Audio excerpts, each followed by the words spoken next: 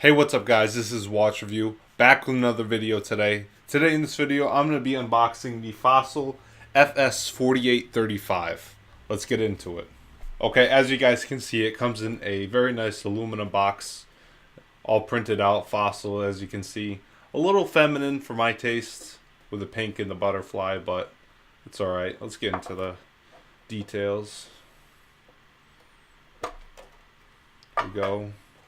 Here we have the warranty card. And we have the watch.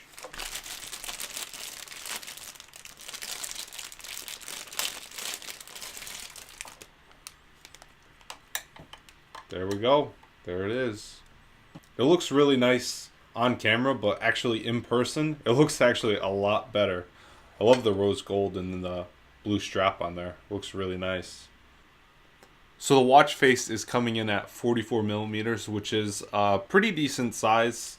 It is big enough to definitely read, obviously, but it's very nice. I love the rose gold on there, as I mentioned before. The band is really soft, really soft. I think it's genuine leather. Yep, genuine leather.